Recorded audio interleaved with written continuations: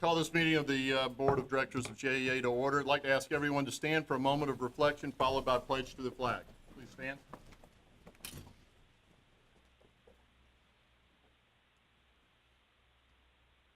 Thank you. I pledge allegiance to the flag of the United States of America and to the republic for which it stands, one nation, under God, indivisible, with liberty and justice for all. Thank you. You may be seated. We have an agenda that's been published. I'd like to ask for a motion to adopt the agenda as presented. So moved. Thank you, Reverend Newbill. Is there a second? Second. I'll take that from Ms. Green. All in favor of adopting the agenda, please indicate so by saying aye. Aye. Any opposed? Adopted. Safety briefing, Mr. Zahn. Thank you, Chairman. Good morning, everybody. Morning. Safety is our number one cultural value, and just want to make sure that everyone has their cell phones on silent. Please identify the person to your right as your safety buddy. And in the event of an emergency, we will safely make our way over to the left of the elevators, on the stairs, use the handrails down to the courtyard and across the street of Church and Main.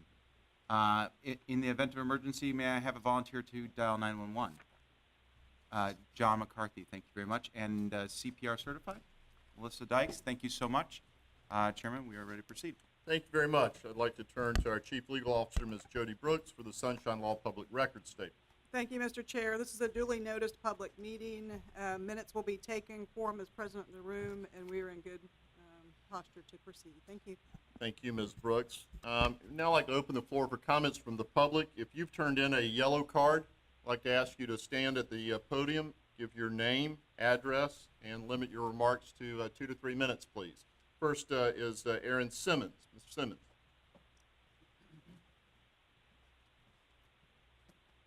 Good morning. Good morning, Mr. Simmons. After that, we'll have Mr. King, if you can make your way to the front. Good morning. My name is Aaron Simmons. I'm a resident at 6279 Magnolia Springs Lane in Bartram Springs neighborhood. Here to discuss my concerns over the proposed high voltage power line along US 1 and Racetrack Road. I do not currently hold any positions with CDD or HOA in my neighborhood. However, I'm a very concerned citizen. My wife and I purchased our home back in 2013, and we have a family of 5. We have 3 beautiful children, and we are very concerned over the health risks associated with high voltage power lines. As many studies have shown in the past, these high voltage power lines are related to increased cases of cancer, including childhood cancers and leukemia, infertility, stunted growth, and one of our daughters is a type 1 diabetic, and it's been shown that low frequency electromagnetic fields negatively impact insulin delivery and insulin pumps. We're also concerned with potential decrease in property value.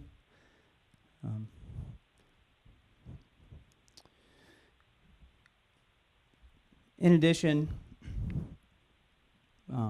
we have very strong concerns over the way that this project was planned, or which seemed a bit, I don't want to, maybe clandestinely is a little strong word, but we certainly feel that there was not sufficient public notice.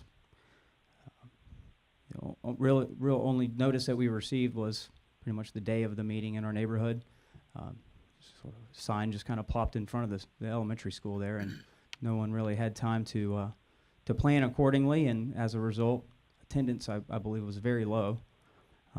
So we want to be heard. We want to be able to voice our concerns, and we look forward to having that opportunity in the near future. We would like to discuss alternate routes. I understand that there's been some discussion over that, but we feel that it warrants additional conversation, including routes possibly down 9B, I-95, et cetera.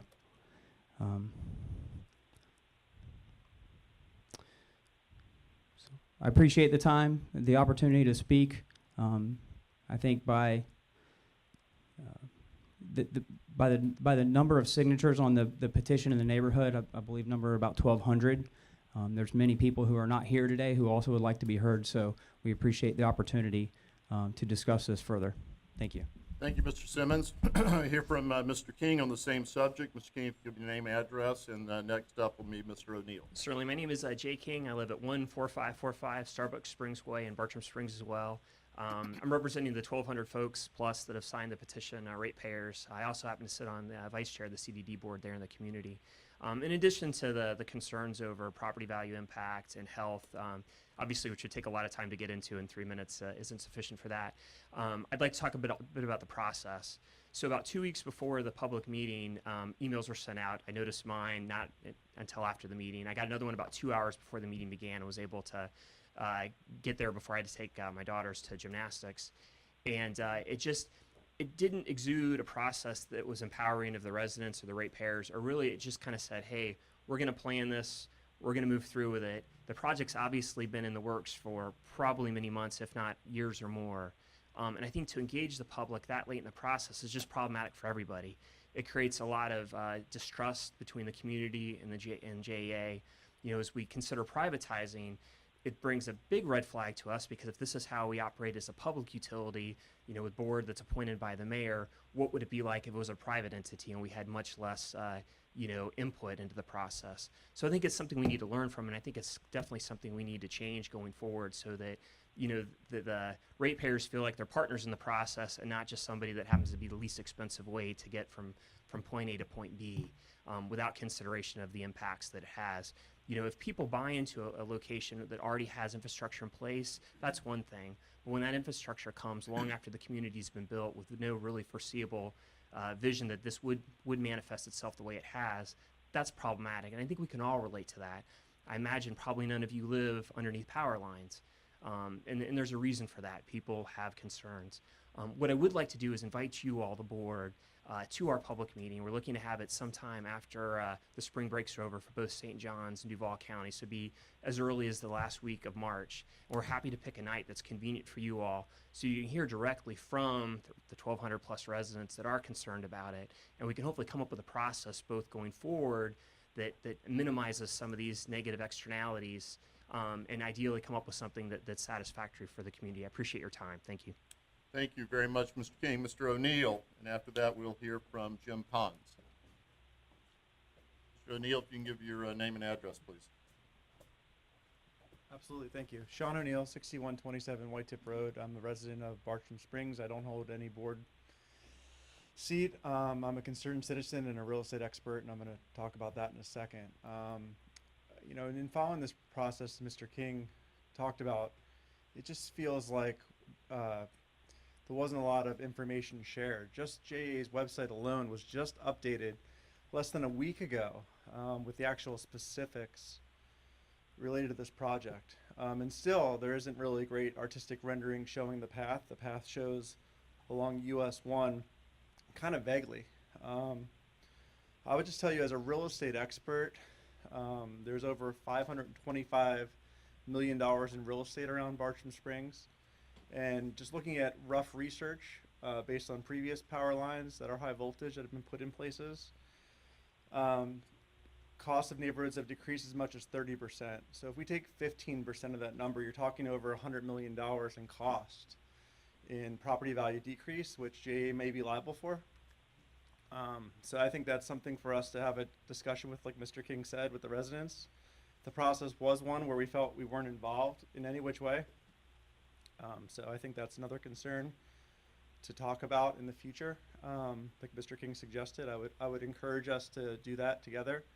And just looking at other places where the high voltage, high level, over 100 to 120 feet power lines exist, I can't find one that goes through a neighborhood or around it. So my concern mostly would be, when you cross Racetrack Road, why are we not considering burying that line, or partially burying it when we get to the border of Bartram Springs? So I would like those voices of those concerns to be heard, not for myself, but about 50 or 60 other households that I spoke with that weren't able to be here today. I think I was notified of this meeting yesterday around 5:30.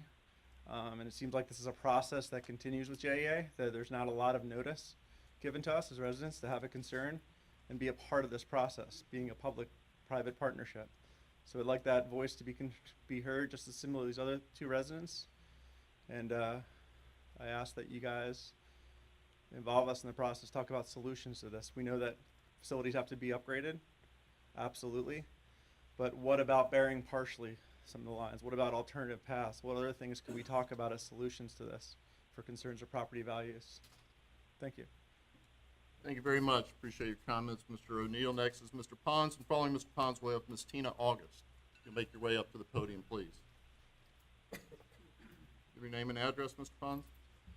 My name is Jim Pons, and I live at 14344 Silvertip Court in Bartram Springs. Silvertip Court is one of the 6 closest streets to the proposed development. And when I sit out on the lanai, I hear the train, and I'm afraid I'm going to see towers with lines running by with power. And I don't know whether it's bad or good, healthy. My wife is a physician, a pediatrician, and we have 3 young families on our street, and they all have little kids, and they play in the street after school. And she's completely outraged, and so I'm basically here to voice that outrage.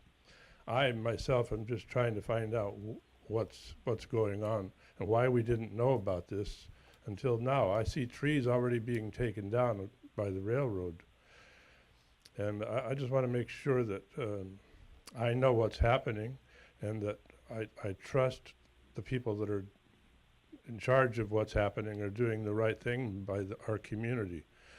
I don't know how it's possibly going to be run in front of our community on Racetrack Road.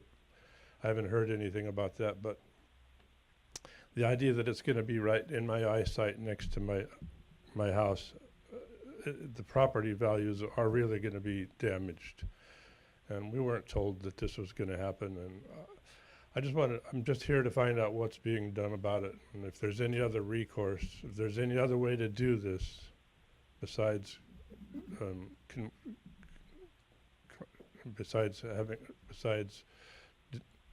causing disruption to our community. That's all. Thank you, Mr. Pons. Okay. Ms. Tina August, and following that, we'll hear from Kathy Messina. Good morning. I'm Tina August. I live at 6532 Jenny Springs Road, very close to the railroad tracks, but we knew that when we bought into the community. We were advised that there was an option for a library, a school. The school took the option. Hasn't hurt property values 1 iota. It's an A school, and we're very proud. However, there are many families who will be considering moving or will feel the necessity. I agree with all of my neighbors who have spoken, so I won't address the same issues because I think we all feel that. I was going to get more specific. I feel very fortunate that I lived here years ago. I've been able to move back to Jacksonville. I can walk to my children's house. They are even closer to the railroad tracks than I am. I have a precious 3-year-old grandson, my one and only, and I just feel like, if they're going to leave the community, I'm going to leave the community. We're going to have a lot of people who will feel the necessity. I don't think it's necessary. There have got to be other options where we feel the safety, where you have people who have commented and said, oh, well, there is all kinds of research that shows that there is no incidence, higher incidence of cancers and other illnesses. You have just as many people saying, oh, yes, there is. There are studies, I found many of them, that definitely point to a higher incidence of cancers and other illnesses.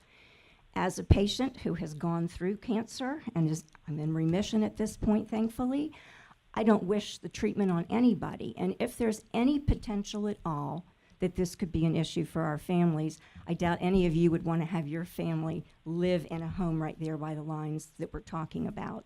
I would be hard-pressed to think that you would want to live there and even possibly subject your child, your grandchildren to that.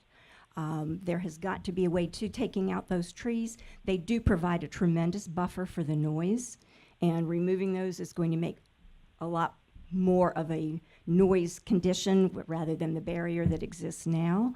I just feel that we need to be in discussion on these things. This was just sort of sprung on everybody. Nobody had any real idea what the project was. And because it was so quick and at a time when people are getting their children to and from and, you know, getting home from work, we would like the opportunity to be able to address some of these issues and have a conversation with you so that we're all working together for the same cause. Thank you very much. Thank you, Ms. August. Kathy Messina is next, and following that, Larry Parks.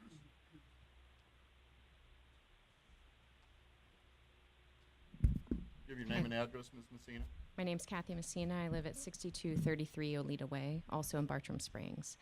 Again, I don't need to repeat the same concerns as my neighbors. I have them. I actually am also on a street that will be directly affected by the power lines. I'll be able to see them. I'll be able to hear them. I have 2 small children. When my husband and I moved into that neighborhood 5 years ago, we moved there because we have a family and we wanted them to have a great place to play outside and, you know, a place where it was quiet and nice. And we do also hear the train, but my son loves that, so we're fine with that. I have a lot of concerns about the health risks that people have spoken about, and then also the noise pollution of removing more trees. So, you know, I, like my neighbors, I really want an opportunity for the entire neighborhood to participate in a conversation. I had to miss work to be here today. I did not feel like I was adequately notified of prior meetings, or even received a lot of information from JEA. So I think, you know, that's where I'm here to just really address that issue and to really say, you know, we would like to look at other options, and there seems to be a lot of land, a lot of opportunities to maybe try to put this somewhere where it wouldn't directly affect an entire neighborhood of people. Thank you. Thank you, Ms. Messina. I appreciate that. Before I recognize Mr. Parks, I'd like to pause because he has a public comment about a different subject and respond to some of the concerns that have been raised by the residents of the Bartram Springs community. First of all, thank you for being here. It's clear that you love your neighborhood and feel very strongly about it, and I applaud you for that. These are difficult decisions. Everyone wants electricity, everyone wants water service and sewer service, but nobody wants the pipes in their backyard or the power lines in their backyard, and I can appreciate that. I do want to address a couple of the factual concerns that I heard raised. These are not super towers. These are regular sized poles. So it's not like you're going to look out your backyard and see, you know, 85-foot towers back there. So that's not what it is that you're looking at. As to the notice, I am concerned that residents of your community didn't feel like they had adequate notice. I've been assured that JEA not only complied with all requirements of the law, but went above and beyond the law. So some of you referenced receiving emails not required by law. We're trying to get you notice. However, I would ask Ms. Stewart and Mr. Corcoran from JEA to please revise our procedures in the future when we have these types of issues. I would like to see the residents receive a mailer. So again, even though not required by law, I want residents impacted by these types of projects to have as much notice as possible. Again, we've tried to do that. We've gone above and beyond the requirements of the law. I understand that your community has hired an attorney, a very capable attorney, Pat Krachowski. I know Mr. Krachowski. He'll represent your interests well. We have stopped all work on this project for the moment to hear your concerns and try and respond to those concerns. There is another town meeting being planned. I understand we're looking for the venue now. Ms. Stewart, Mr. Corcoran, if you'll let me know when that gets planned, I'll make every effort to be there. I'm out of the country the next few weeks, but if it's the end of March, I will be there. I do, again, appreciate all the concerns you've raised. As the opportunity to bury the lines, these lines are being placed on the railroad right-of-way. It's not permitted by law to bury them. So we looked at that. I want you to know that, yes, this project's been underway for many months, and we have evaluated many alternatives before we settled on this route. I'd also like to ask Ms. Stewart to make sure our website is updated with the latest possible information regarding this project so that the community can access that as things develop. Is there anything else, Mr. Corcoran, Mr. Corcoran or Ms. Stewart regarding the process? Okay. Yes. Yeah, please. Just so people can hear you.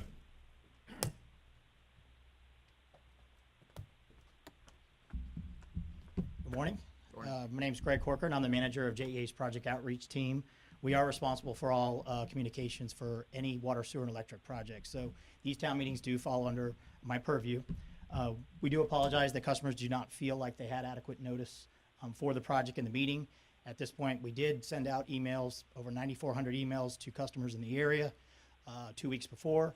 And we also sent them out a reminder the day of, just so when they were maybe coming home, they would see that and they would come by the meeting.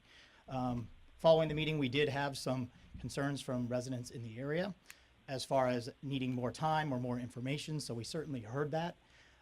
We are moving forward with a town meeting that is a JEA town meeting that will be held at the end of March. We're still looking at locations and dates and times, and certainly we will provide all information requested by the community. We're kind of compiling all the information that we've received, and we're making sure that we address each of those concerns moving forward. So we'll certainly be there to hear the customers and their concerns and talk about the viable routes and what we looked at.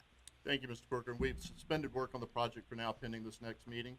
Correct. All work has been suspended. I don't know who is taking out trees or anything like that. It might have been the railroad. It was not JEA. Okay, let me ask you to hold for one moment. Does the board have any other questions regarding this and the concerns raised by the community?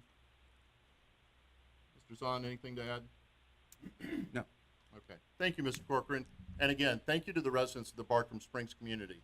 We're listening to you. Okay? Thank you. One last public comment from Mr. Parks.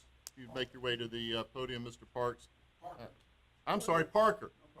I couldn't read your handwriting. If you'll state your name and address, please. Larry Parker, 8437 Artist Court, Jacksonville.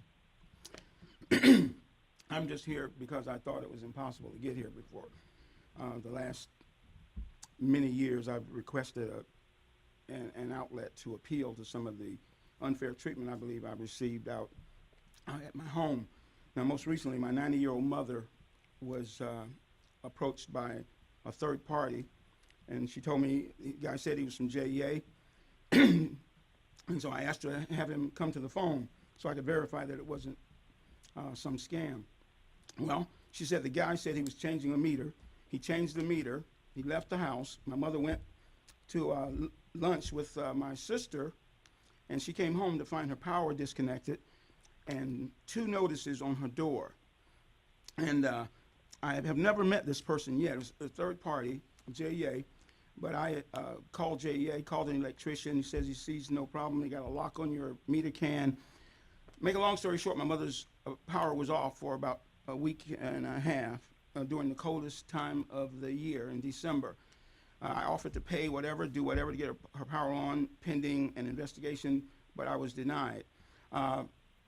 Later, after calling the I-team at 47, I get a call back from Miss Presley here, and it seemed like we were going to get some help. But I ended up having to pay a $400 bill for what they call tampering, another $400 to an electrician to do nothing, to get a service turned on.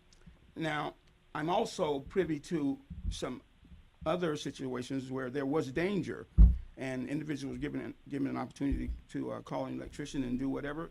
And the note that they left said that we would have that opportunity, but it was not afforded us. So I'm saying that I want you out of my backyard, and I would like notice when someone's coming to my home or my mother's home. I have also had to hire an attorney to try to get satisfaction. But I want you to know that in the field, individuals, third party and or JEA representatives are offering to do things for money outside of the legal process.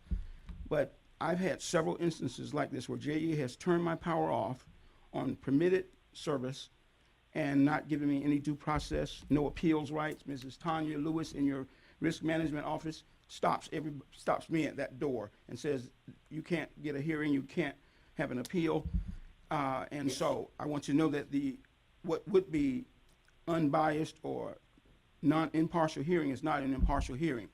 It is a kangaroo court where you don't have an opportunity to bring witnesses, nor to speak, nor to face the accusers, but you are tried and fined by JEA. And I don't believe that any statute or any ordinance is meant to destroy somebody's dreams. Mine was to just have low-income housing for individuals who couldn't afford it. And it's been a living Haiti. And so I just wanted the board. Normally boards are made up of individuals from the city who are fine individuals and may not know what's going on in the field. But I want you to know that they go onto your property unannounced. They go into your meter can and do things and then charge you with whatever they did. They put locks on your meter can without due process, without notice. They label you as a thief. I guess that's the charge for my 90-year-old mother who's never been in a meter can. The only person that had access to it was JEA, but we've had to pay this $800 just to get our service turned back on. Thank you, Mr. Parker. I appreciate you bringing this to the board's attention. Ms. Stewart, can you stand up so Ms. Parker sees who you are? Ms. Parker, that's Carrie Stewart. She's head of our customer service at the top of the chain. She'll be happy to speak with you after today's meeting so we can get more information on the issues that your mother's encountered. And I apologize on behalf of our organization for those issues that she had. We'll try and resolve them and make them right. Thank you very much. Okay, no other comments from the public. We'll turn to our council liaison, Councilman Matt Schellenberg. Thank you, Mr. Chair. I appreciate it very much. Just a couple comments that I ran across a fairly new business in town, and he had some issues, and so I reached out to Mr. Zahn, and he said, "Oh, please just have contact me directly." And I appreciate Mr. Zahn willing to talk to somebody. They haven't made contact mostly because the person who was complaining never called Mr. Zahn, but he was willing to reach out to him. I greatly appreciate it. The only other comment I have is that today's paper in the Wall Street Journal, they talk about nuclear power, and I know we're in the midst of a lot of turmoil in that area. But I think it's important for the board to read it, just to get a better, broader understanding about what's happening in the world. And I always appreciate the time you allow me to speak. So thank you very much. Thank you, Councilman. Appreciate it. I neglected to mention at the outset of the meeting that we do have board member Kelly Flanagan on the conference line. Ms. Flanagan, can you hear us? I can hear you. Thank you. If there's ever anything that you want to interject, please just interrupt me. Thank you, Chairman. Okay. So next we're at Roman numeral 3 on the agenda with the consent agenda. Do I have a motion to adopt the consent agenda as presented? Thank you. Ms. Johnson, second from Reverend Newbill. All in favor say aye. Aye. Thank you. Aye. Consent agenda is approved. Ms. Dykes, monthly financial report. So we've got the dashboard printed out. Good morning. No, that's STPO. The dashboard is included in the electronic board I package. know, and but I need a apologize that magnifying glass to see it. the type is very small. Okay. We will work on presentation of that in future board packages so Maybe that just it's a actually printout. readable. I don't know. What I'd like to do for the dashboard report out is just as a reminder, this is organized into 4 sections reflecting the 4 measures of value. So we start with customer value. There's a section for financial value, community impact value, and environmental value. Rather than going through each and every line item on the dashboard, I'll just highlight a couple of performance results in each of the different areas, starting with customer value. The customer response time in the water and wastewater system is flagged as running behind our goal for this year. However, I'll just highlight that it is an improving metric. So while it's flagged as red here, it's one that we do still have a chance of making for the through the year through some process changes that we've been able to implement in terms of customer response. The other metric that I'll highlight on here is toward the bottom of the customer value metrics. It's the CME 5. It's grid performance CME 5. And actually, before I get to CME 5, I'll tell you our grid performance metrics for this year are outstanding across the board. We are doing very well from a grid reliability perspective for our customers. CME 5, the year-to-date metric on there is 0.09. That is not a typo. It is actually 0.09, which is a pretty unbelievable number.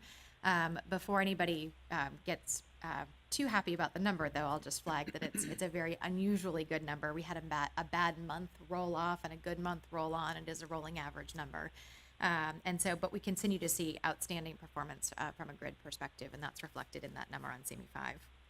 Under financial value. That's in honor of former member Hussein Cumber, who always asked and congratulated Mike Prost about his CME 5 performance, or chastised him if not.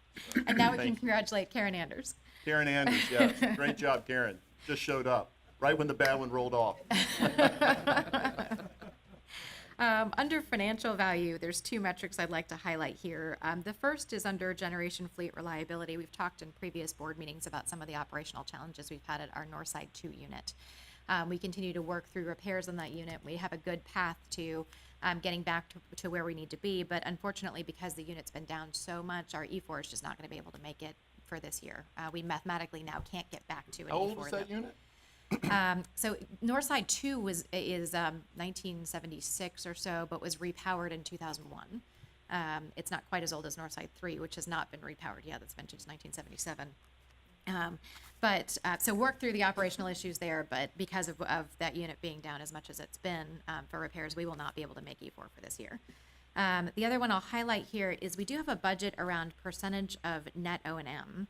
And that goal that we've got here reflects that we typically come in under our O&M budget by some percentage, and so we actually set a goal around that. We did that in the same year that we got very disciplined about budgeting. And so this was a very challenging goal that we set for ourselves. Because of a number of one-time items that have hit this year, we are going to be challenged on making this goal, but we are looking at plans to be able to reduce expenses going forward so that hopefully we'll see some better performance in the coming months. But that is going to be a challenging goal for us to make this year. Under community impact value, a couple of ones to highlight here. First, JEA volunteers. Our volunteers interact with our community in such a meaningful way and help really improve our J.D. Power customer satisfaction scores, among other things. And so volunteerism is important for us from a metrics perspective. We have seen an uptick in the number of volunteer hours, and so it looks like this goal is on track to be met for this year. Also do want to highlight JSEB spend. Year to date, we've got about $5.5 million in JSEB spend against a $15 million goal, so we're on track to make that spend. There's some additional opportunity that's coming up that I'll talk about in just a minute in the septic tank phase-out program for JSEB contractors to be meaningfully engaged there, and so hopefully that'll help continue to push that toward our goal for this year. And then last, under environmental value, nitrogen to the river continues to be an outstanding story for this year. We are coming in way below our permit limits and way below our goals for this year because of some process changes that you've heard about in prior board meetings, and so I'll highlight that as a great success for the year. Sanitary sewer overflows, again, are going to continue to be challenged because of the number of SSOs. We have had an uptick in the number of SSOs. The good news is the volume is down substantially. We're down about 90% in terms of volume. So the actual impact of those events is much lower, but we are still seeing a higher number, and we're doing some programmatic things to be able to reduce that number. Any questions on the dashboard? Ms. Johnson? I just wanted to highlight below the employee engagement at 81%. It's not a question, but a nod to have that kind of improvement is fantastic. So, hats off to you guys on that. You mind if I respond to that? Please. I will say thank you for the nod, but in a later presentation in this board meeting, you'll hear about a measure of organizational health, which is the next generation of measuring how our employees are feeling about the organization. It's a much more sophisticated look than just employee engagement, and it's going to show you we've got some work to do on that front. I look forward to it. Ms. Green, any questions on the dashboard? Not sure if I missed this while I was pulling up the dashboard. The 422 customers that had unplanned water outage in January, did you talk about that? I did not hit on that specifically. We had one pipe issue, and I apologize, I don't recall which event it specifically was off the top of my head, but I'd be glad to follow up with that information. It was a breakage? That's my recollection. Yeah, Okay. we've had a couple of different smaller ones, and I'm not sure which one was the January one specifically, so I'll have to go back and take a look. Reverend Newbill, any questions? Ms. Flanagan, any questions on the dashboard? No questions, thank you. Thank you very much, Ms. Dykes. Appreciate that. Thank you. Okay, next on the agenda. Oh, I've got it here. Oh, you're still up. I'm still up. STPO. Oh, now we have a handout. We do have a handout associated with the septic tank phase-out presentation. The body of the presentation itself is in your board package, and that's what I'll primarily present from for this discussion. Sam Musa and I co-chair the steering committee for the current septic tank phase-out program, and I'm really excited to be here today talking about where we are with this program. Septic tank phase-out is incredibly important for our community. By expanding infrastructure access particularly in high-impact neighborhoods, we are improving the health of St. Johns River. We're improving public health, and we're creating economic opportunity through property value improvements and through economic development. So really important program for the community. And this presentation is going to frame up a look backward at the past and what's been done on septic tank phase-out historically. I'll talk about the current program, and then I'll talk about where we're headed in the future. Starting with some history, the water and wastewater infrastructure has been a long-standing challenge for our community. And so I'll talk just a little bit about some of the programs in the past that have started to chip away at that challenge for our community. You don't run a marathon in one leap. And so each of these steps has been an important step in terms of expanding water and wastewater infrastructure. Before JEA took over the water and sewer system in 1997, there were some programmatic things that have been done to fund infrastructure expansion in our community, like the River City Renaissance. The Better Jacksonville Plan was launched. There's been ongoing CDBG funding and other sources of grant funding for this program. That said, it is still a large challenge for the community, and we'll talk about some of the scale in terms of what's left to be done. After the water and wastewater system was transferred to JEA in 1997, JEA has been assisting with project management activities, with phase-out projects. We've assisted with the Water and Sewer Expansion Authority. And we had an expanded role in 2007 with some project support costs that have been provided. One of the funding challenges that exists, though, is that within JEA's rate structure and within every water and wastewater utilities rate structure, our rates are designed for operation and maintenance of existing infrastructure. They're also designed so that each customer, when that customer connects to the system individually, they pay their full freight for connection. They pay the entire cost of capacity and all of the connection fees associated with that connection. So built within our monthly bill that you pay for water and wastewater, there isn't money that's built in there for new connections. Those things are separately funded within our rate structure and within all water and wastewater system rate structures. And so it does create a funding challenge in terms of where does that money come from to be able to fund that expansion. In 2016, we launched a new water and wastewater infrastructure program. And this was launched in connection with the last round of contribution agreement negotiations, as continuing concerns were expressed around the availability of infrastructure in every neighborhood in Jacksonville. A program was set up and funded with $30 million of seed money. It was $15 million from JEA, $15 from the city, targeting the highest impact neighborhoods in terms of providing expanded infrastructure. With the contribution agreement that was very recently approved, there's an additional $15 million that's been made available within the same program to enable us to get to even more homes in terms of providing infrastructure expansion. And the goals of this program are really to be able to get to public health goals, environmental impact goals, and community impact goals. And they're scored and weighted accordingly to be able to accomplish infrastructure expansion in the very highest impact neighborhoods. And I'll walk through one example of what that scoring looks like. The handout that you have in front of you is all the detailed scoring that has gone behind scoring and ranking each of the high impact neighborhoods in the community. And that was developed by the joint efforts between JEA and the City of Jacksonville, and then subsequently approved by the Jacksonville City Council. This, on page 4 of the PowerPoint, is a summary of how that scoring works. So it gives you some color for the kinds of factors that went into the scoring as it was developed. And they're really weighted by environmental, health, and welfare buckets of scoring and community considerations. We started with the health department's work. The health department had already done a tremendous amount of work in terms of scoring and ranking the neighborhoods for septic tank phase out, and that's really formed the basis for how we approach scoring for the neighborhoods. We then subsequently added factors for proximity to water bodies, impaired tributaries, which simply means if there's fecal matter that's already been detected within a water body, then that gets additional scoring, and environmental health and welfare scoring. And there's a breakdown that's included in the more detailed matrix on that you can see there. And then in terms of community, we've included factors that weighted developments that were prior to 1968. So older developments would receive a higher score in the weighting.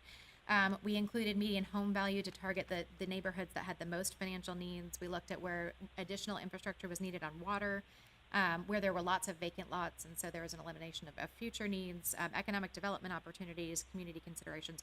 So it was a very comprehensive look at where can this program have the biggest impact along a whole spectrum of scoring needs. And that's how the neighborhoods were ranked. And Biltmore C is the very first neighborhood that we're going to be talking about, and it's the one that scored the highest along all those different axes. This page is for some context. We do have 65,000 septic tanks in Duval County. So while this program is a really important program, it is just one step in our marathon. And we do still have a lot of infrastructure need that still continues to exist. On this map, you'll see septic tank phase-out areas that are shaded in pink. Those are the ones that are the highest risk in terms of environmental public health impact. And those are the ones that are included in the scoring matrix. And then you'll see in orange the 3 neighborhoods that are scored as the top tier neighborhoods that we likely have funding to complete those neighborhoods. There are 3 projects, as I mentioned, that have funding that have been identified to date. This program that's set up pays for all the installation and connection costs for each of these neighborhoods. And just for context, to connect to water and wastewater infrastructure, including laying the infrastructure in the ground, costs between $35,000 and $40,000 for each connection. It is a substantial cost, and that's fully funded by this program. But in order for a neighborhood to qualify as being part of this program, it's not enough for it to be high scoring in terms of impact. The people who live there have to also want it.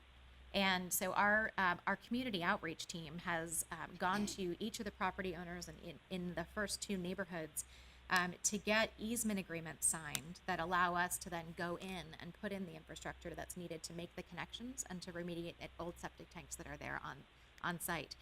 We had a threshold of 70%. So for any neighborhood to qualify for this program, they had to get to at least 70%. And frankly, that was a pretty intimidating goal at the outset, to get 70% of each resident of each of these communities to sign an easement agreement and to support the program is a very high bar. And I'm very happy to report that for Biltmore C, which is our first neighborhood, we not only met the 70% goal, we actually exceeded it and got 80% of those customers to sign up for this. At the end of this program, we will have phased out 1,600 septic tanks in Duval County, which is a tremendous outcome for the community. Not only, though, is this important from a neighborhood impact perspective, our hope is that the work will be done by small local businesses here in Duval County. So we've just begun the procurement process for the construction portion of this, and what we're really trying to do through outreach is make sure that all of the vendors that can provide these services are signed up for the JSEB program and aware of these opportunities so that we can shelter as much of this work as we possibly can. For example, we need lots of plumbers to be involved in this program. But unless we get more plumbers signed up for the JSEB program and participating in this, we won't be able to shelter this work. So that's one of the areas of outreach that we're doing to make sure that we can shelter as much of this as we can going forward. In fact, we had a JSEB's workshop last week to be able to describe the program to potential vendors and get more people signed up for the JSEB program, and we appreciate the city's support with that. Mr. Chairman, with your permission, there's a couple of folks I'd like to recognize in this program. It's a tremendous amount of work that has gone into this already. And I'll start with Pete Howlick. Pete, could you stand up for us? You're here. There's Pete. Pete is our project management and technical leadership for this. So he has been herding cats all the way and shepherding this program, getting to this really important milestone that's coming up with the first neighborhood. The second person I'd like to recognize is Greg Corcoran, who you had a chance to meet just a few minutes ago. Greg's team has led the project outreach. They've done door-to-door contact with all of the residents of these neighborhoods.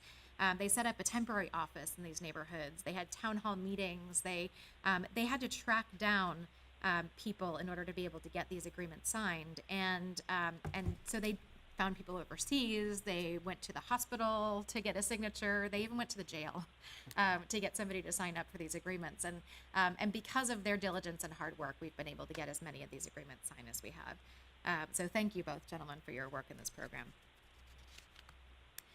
Going forward, though, what we'd like to do is suggest a new approach. These connections, as I mentioned, are incredibly expensive, and that's the barrier to getting all 65,000 septic tanks in Duval County really phased out. At $35,000 to $40,000 a pop, it is a tremendously expensive undertaking from an infrastructure perspective, and it's one that doesn't have a funding source. And so one of the questions under Aaron's leadership that we've asked is this the right and best way for us to approach this infrastructure problem, given all the advances in technology that we've had in this area? Is there a better way to do it? Can we reduce the cost of this need from $2.5 billion where it sits today to something far less? It doesn't suggest that we'll have a funding source identified at the end of asking this question, but it does suggest that asking the question is incredibly important to figuring out the right solution for our community. So next month, we are going to be issuing an RFP for a consultant to assist us with studying this question, looking at all of the infrastructure all of the innovation that exists today, looking at all the different technologies that exist today and figuring out whether we can figure out a better way to get infrastructure into these neighborhoods rather than the traditional gravity-fed sewer technology, which has been around for decades. And so more to come on this, but it is a new way to think about water and wastewater infrastructure for our community. And hopefully we'll be able to meet the study's goal of significantly reducing the overall costs for our community. Any questions about our septic tank phase-out program? Thank you, Melissa, for that report. It's difficult to talk about this subject because I recognize that large parts of our community see this as an unfulfilled promise of consolidation, now 50 years old. It wasn't a promise JEA made. JEA wasn't in its current form when this commitment was made to parts of our community. In fact, as Ms. Dykes pointed out, JEA didn't assume responsibility for water and wastewater until 1997. It is a problem for our community. I am proud of JEA for taking a leadership role in addressing this problem. And yet, for all of the work that's been done, and thank you, Greg and Pete, for all of your hard work and your teams, 1,600 is a proverbial drop in the bucket. So I applaud Mr. Zahn for the suggestion to look at innovative solutions to this problem that can bring down the tremendous capital cost required to address it. If I recall correctly, we did, as a board, approve a portion of the sale proceeds from Southside Generating Station be used to fund this study for new infrastructure solutions to try and get away from the, I guess, centuries-old technology of pumping wastewater through gravity and pump stations miles and miles away. So I have high hopes that there is a better technology out there to address this on a neighborhood-by-neighborhood basis and that will lower the capital cost. In the meantime, thank you for all of the hard work. Ms. Johnson, questions? Ms. Green? I would echo. We're finally getting somewhere on this project, and I'm proud to be a part of JEA at a time where we can help and partner with the city to finally move this forward. I would only ask is that for the neighborhoods, the areas that are designated, if we could get the zip codes to understand what areas of town that they are located. Sure. Thank you. That's a great suggestion. Reverend Newbill? No, I think it's good that we get it started. Getting it started. A long time, but we started. And using local contractors. Yes. You like that? Great. I love that. Ms. Flanagan, any questions regarding the septic tank phase-out presentation? Just wanted to thank Ms. Dykes for the very informative and educational materials here, but no questions. Thank you. Right. Thank you, Mr. Chairman. If I could just mention one more thing, we Please. do expect to have a groundbreaking in the first neighborhood Biltmore C in May. So look out for an invitation to join us for a groundbreaking ceremony. Great. Thank you very much, Ms. Dykes. Thank you. Next, we'll recognize Ms. Hires to talk about our Organizational Health Index survey reports. And as Ms. Ayers and Aaron make their way to the table, I want to bring up as an introduction to the OHI. Ms. Dykes spoke a little bit about a more sophisticated way of looking at our culture and thinking about how our employees are part of our community. Part of the listening tour that we launched June 1st, one of the most resounding feedback elements was really a need to look at our culture and our employees as our number one asset. It's been talked about a lot. I think a lot of companies pay, homage to their employees in public ways, but then some, accomplish wonderful things on the surface. But then when you start to dig deeper, the numbers and the metrics start to tell you a different story. This I think is a first step for us, and certainly for myself as the CEO under my. After being appointed by the board, of stepping out and acknowledging and putting metrics around the culture of JEA and how to drive it going forward. And so I really look forward to this as a continual process and a launching off point. Thank you, Mr. Son. With that introduction, Ms. Hires. Okay, good morning, Mr. Chairman and Board of Directors. As you've mentioned, and we're going to talk a little bit about the Organizational Health index survey and the process. And I have with me Aaron Ballenberg, and I'm going to probably butcher your name as usual, but please forgive me. He's from McKinsey and Company, and he's going to join me in the presentation today and actually go through some additional data. One of the things that we constantly say at JEA and we're committed to is the continuous improvement and the achievement of goals as outlined in our strategic plan and our strategic framework. And as we move forward with implementing and executing our strategies, we want to make sure that we're able to measure that improvement. And one such tool that allows us to measure that improvement is the Organizational Health Index Survey. And you'll hear us refer to that Organizational Health Index Survey in the presentation with the acronym of OHI. You know, here at JEA, we do use a lot of acronyms, and that's just another one to add to our list. One of the things that you might have heard Melissa and Aaron refer to before, we have actually done surveys here at JEA before. We have done the engagement and employee satisfaction surveys, but those surveys measure something entirely different. When you're looking at engagement and satisfaction, what that is really looking at is how does an employee like their job? How does that employee like working for the company? How committed is that employee to the mission of the organization? And what is their relationship between them and their coworkers? Organizational health takes a look at something entirely different. It takes a look at how the organization is aligned. It looks at how the organization executes with excellence. And it also takes a look at how does an organization continuously renews itself to make sure that it's able to achieve and sustain the goals and performance that it wishes to aspire to.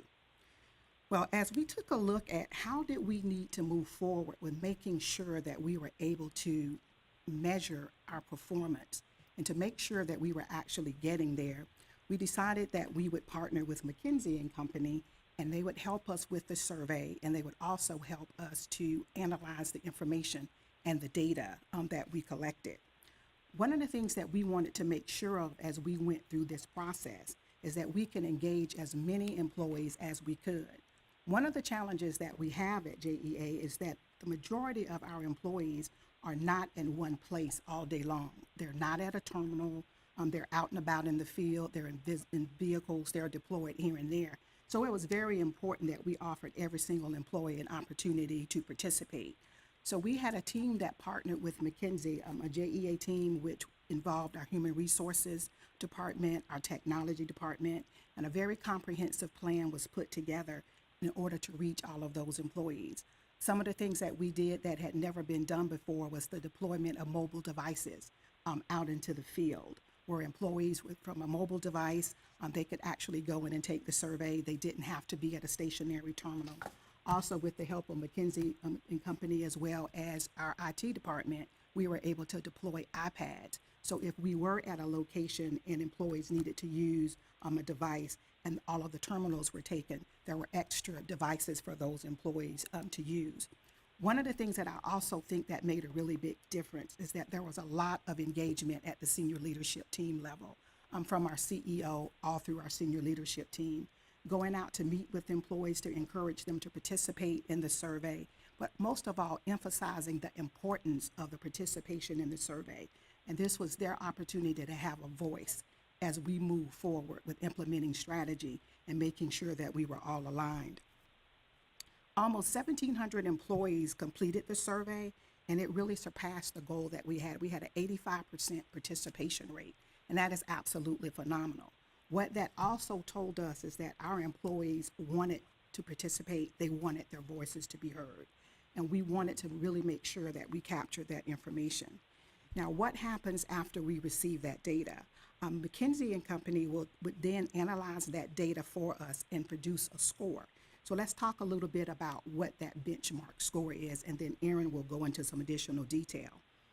Once the data is analyzed, it is put into a database against 900 other organizations that's included in that OHI survey database. And then the measures and outcomes are depicted relative to their strength and then their quartile. If a company scores in the first top quartile, that means that they're in the top 25% of companies that participated in the survey. If they scored in the fourth or bottom quartile, that means that they were in the bottom 25% of the companies that participated in the survey. JEA scored a raw score of 56, which placed us in the bottom quartile. However, I'm very optimistic in meaning we have nowhere to go but up. For those board members and those members in the audience, if you might recall, back in 2012, from a J.D. Powers perspective, we were 3 from the bottom of the 4th quartile. And with a lot of hard work, dedication, team effort, we rose to the top. And I'm quite sure with the plans that we have in place, which we'll talk about after the presentation from Aaron, I'm quite sure we're going to get there. So I'm going to turn the presentation over to Aaron, and he's going to walk through some of the outcomes and also some of the data so we can get a better understanding of where we're moving forward. Thank you, Ms. Hires. Aaron, before you begin, 85% participation, how does that compare with similarly situated organizations that you've led through the OHI process? Generally, for corporations that take this survey, we see 60 to 65% participation. That's actually kind of at the higher end, so this is in many ways at the very, very top end of participation and employee engagement. Thank you. That helps. Great. Well, thank you, Angie. Thank you, Aaron. Thank you for the board for the opportunity to walk through health. I think Angie provided the framework for the importance of organizational health. I'd like to refer to some slides that are in your pack. First, give you a brief overview of the framework and the tools that we use to conduct the assessment, and then walk pretty briefly into the overall takeaways, and then allow some time for questions. First, just to stress, we heard a bit what organizational health is. I think I'd like to focus on why it's important. So. Most companies don't tend to focus on organizational health in the same way they focus on performance. What we've seen over the years, 20 plus years of studying organizational health, is a dual focus on health and culture alongside performance generates real returns and real results. We often see that the organizations, the corporations that score the top quartile of organizational health that Angie mentioned tend to see benefits and returns of 3 times, whether that's income, sales, revenues, shareholder return. So the benefits can be quite tangible to the bottom line. In terms of this first slide here, just the way to see that is performance. We all know, we heard a lot about results. How do you drive results? Operations. Culture is about enabling an organization to actually achieve its strategy and achieve its targets. So it's about delivering results for performance and then actually running it in health. So I'd like to just turn and give you the brief overview. Our organizational health index, we've been conducting for a number of years. Angie mentioned we have 900 companies in the database. This is really a survey that looks at 3 different measures. First, overall health. Second, outcomes and practices. Overall health is an assessment of the overall organization. The outcomes are effectively what you see, the kind of key elements of what goes on in the organization and how people perceive it. And then the practices are the actions, the behaviors. So if you make the analogy for kind of personal health, overall health is whether you go to the doctor and they tell you you're healthy or you're unhealthy. If you're unhealthy, it might be because you have an outcome that is blood pressure. And what do you actually, what are you not doing to have that result? It means you're probably not exercising. So really, that's kind of the framework and the pillars that we tend to look at it. So going into a bit detail, really the key area, and I'd like to spend a bit of time on this, are the 9 outcomes. So these are the building blocks of how we assess health. There are things like accountability, direction, coordination, and control, key elements as to what makes an organization healthy. And the survey basically functioned on strongly agree, disagree. So the inputs that we'll go over for JEA are structured in a set of questions that fit into these 9 outcomes. One element that we use to understand the outcomes for the Organizational Health Index are the 3 dimensions of alignment, execution, and renewal. Alignment is effectively the vertical line that you see: direction, leadership, work environment. This answers the question of whether or not people are actually aligned with the organization's vision, the strategy, and the culture. Execution, which is the set of outcomes that sit in the middle, accountability, leadership, is all about whether employees can actually deliver. Do they have the framework in place? Are they trained appropriately? Do they have the direction and leadership to actually execute against that strategy?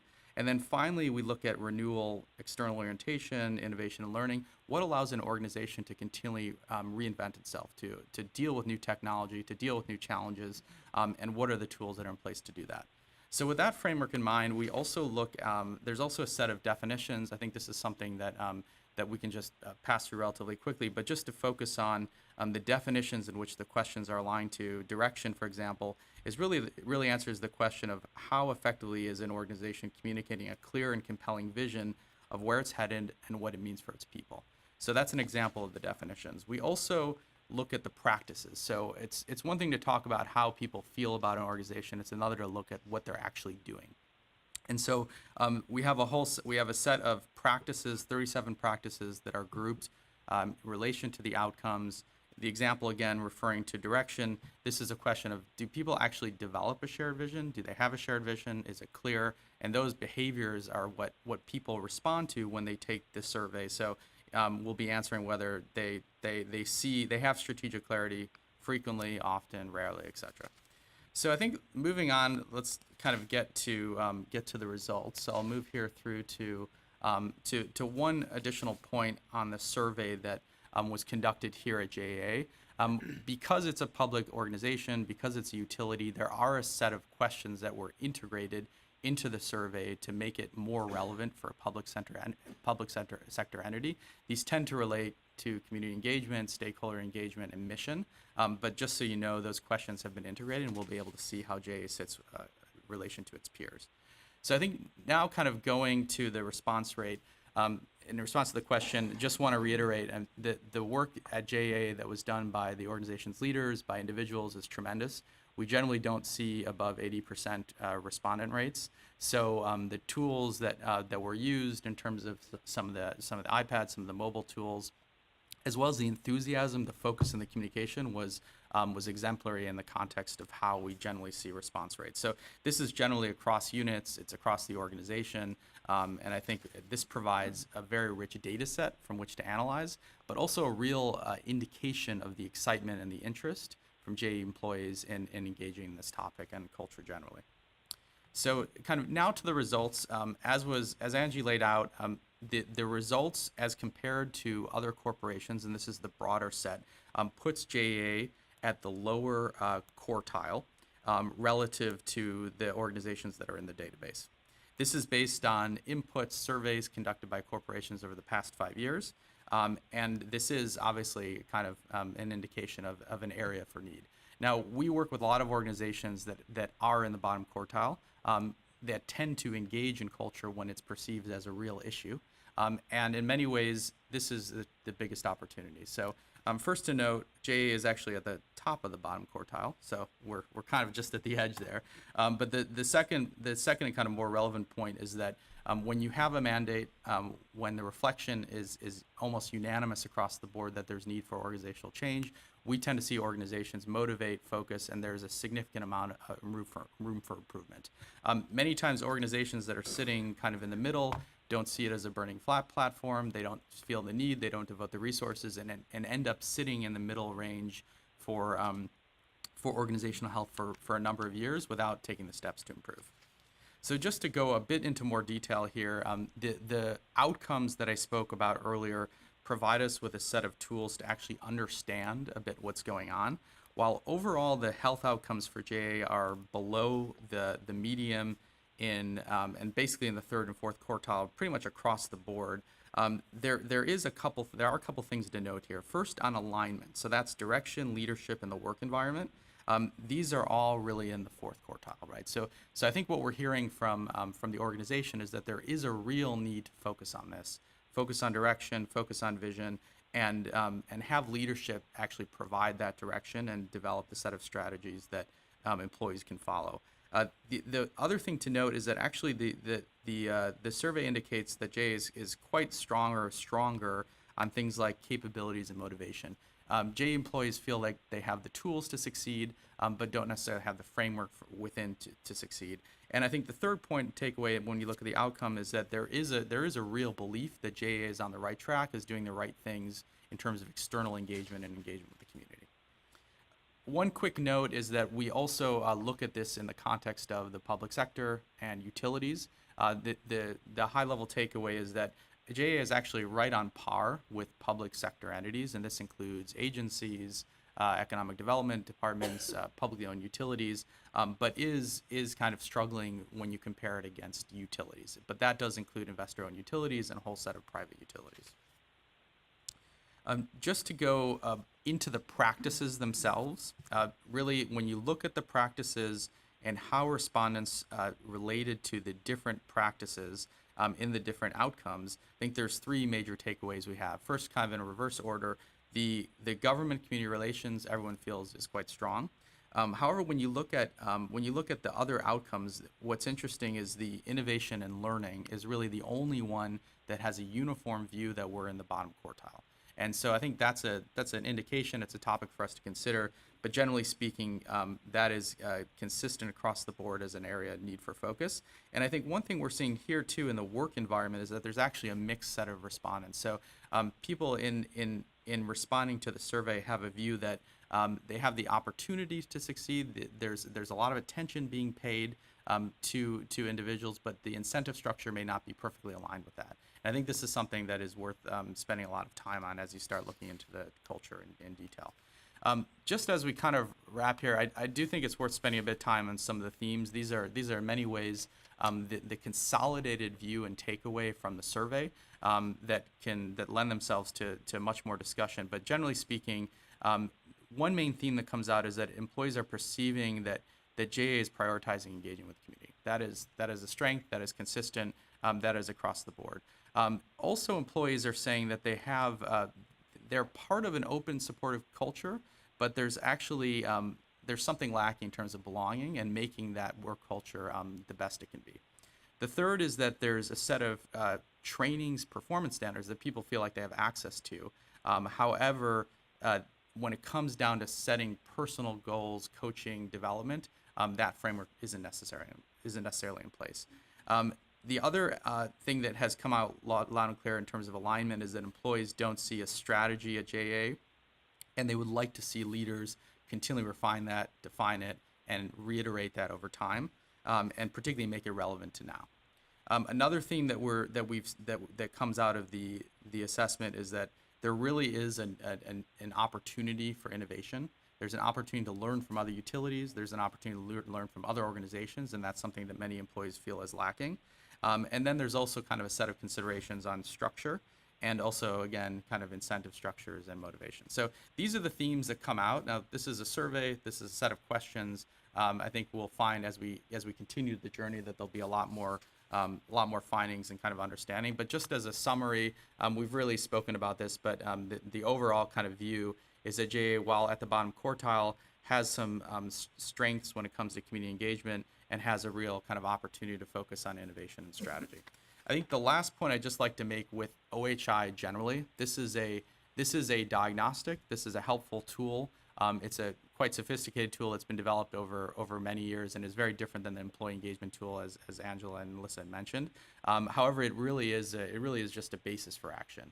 That you can go into the data for months and months, but really what it comes down to is how do you convert these findings into a set of prioritized actions that allow you to address the most important things for your strategy and for your goals. And so what we tend to see is organizations will take the OHI, will not try to boil the ocean, will not try to do everything, but will be very successful if they can focus on kind of the key priorities that relate to their goals, their metrics, and their standards, and really do those well. And I think the last point to say here is that most organizations we work with don't start at the top; they tend to start at the bottom. And the whole point here is this is a tool that enables you to move up through the rankings.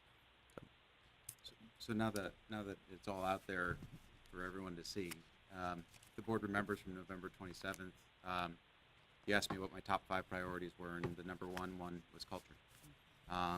And there's a rationale because the listening tours really pointed at a need to focus on a culture that was adaptive, that could keep up with the times, that could start to innovate and manage through kind of the challenges that we have as an organization. So it is with no coincidence that the first thing we did was put metrics around our culture, much like we did on a dashboard in the transition period, with the hopes that it is a call to action, much like J.D. Powers, where we drove our customer satisfaction to an all-time high, that now we have an opportunity to start a journey together as 2,000 employees, driving culture the same way we have customer satisfaction for the last 7 years. Thank you, Mr. Zahn. Thank you, Aaron, and thank you, Ms. Hires.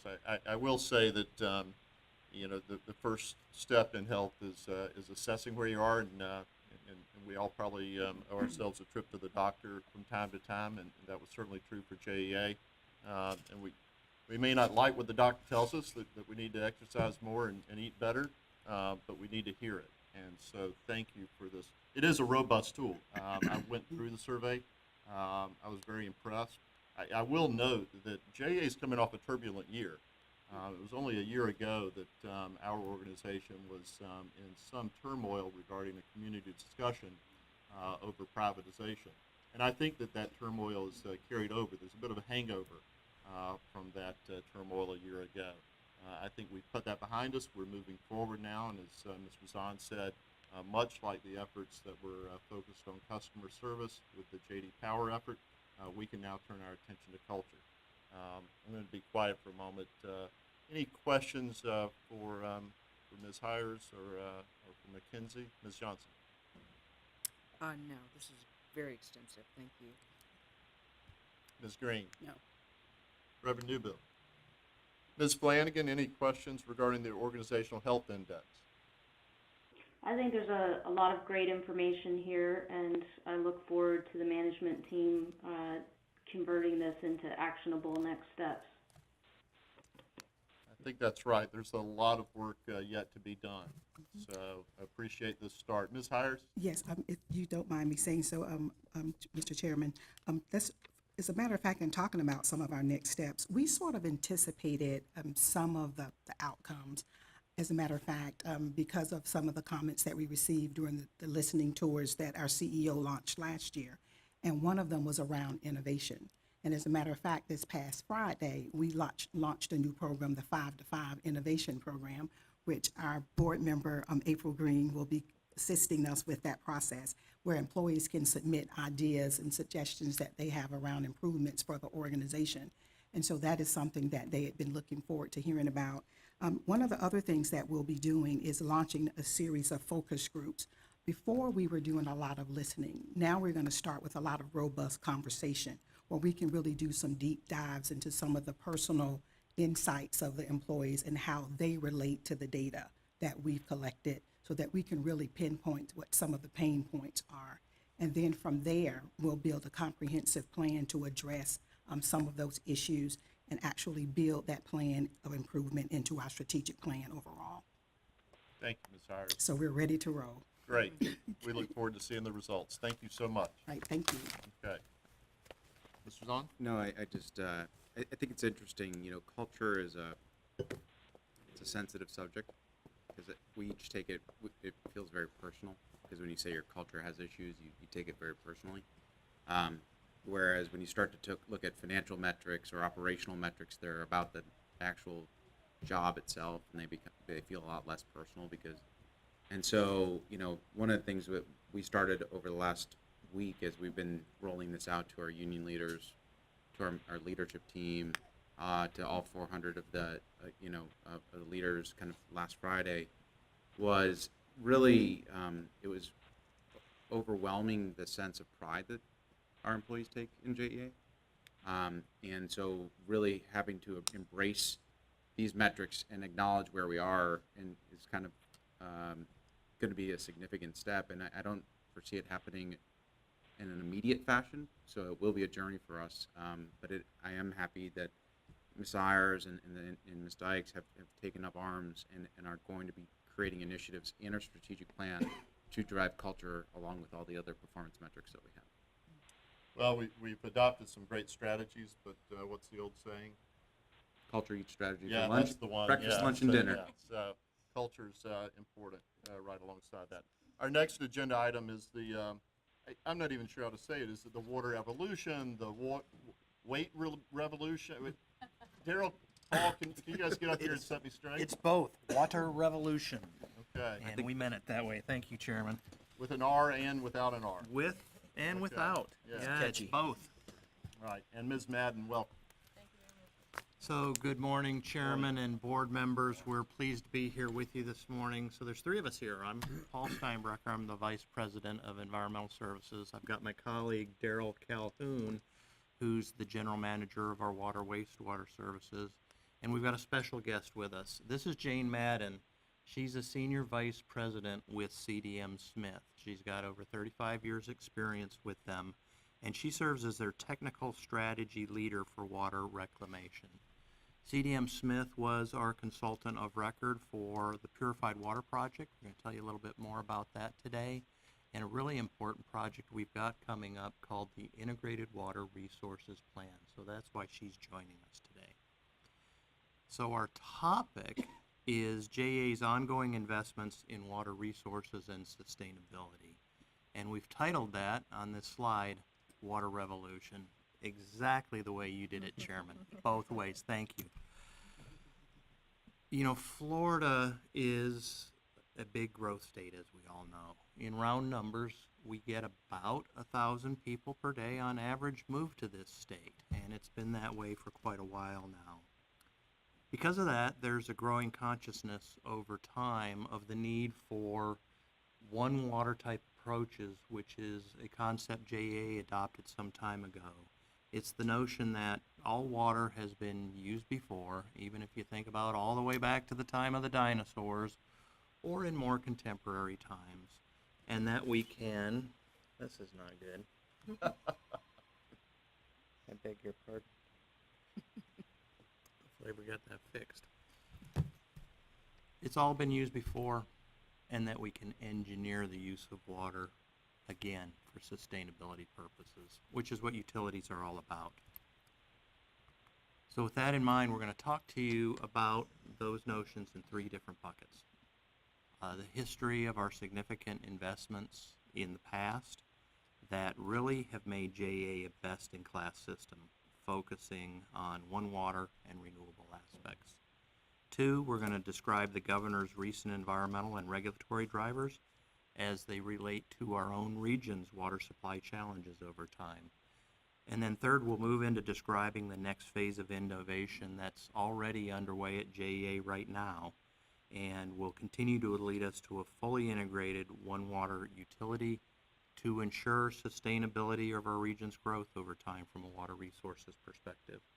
With that, I'm going to turn it over to Daryl to tell you how we began that pathway to leadership.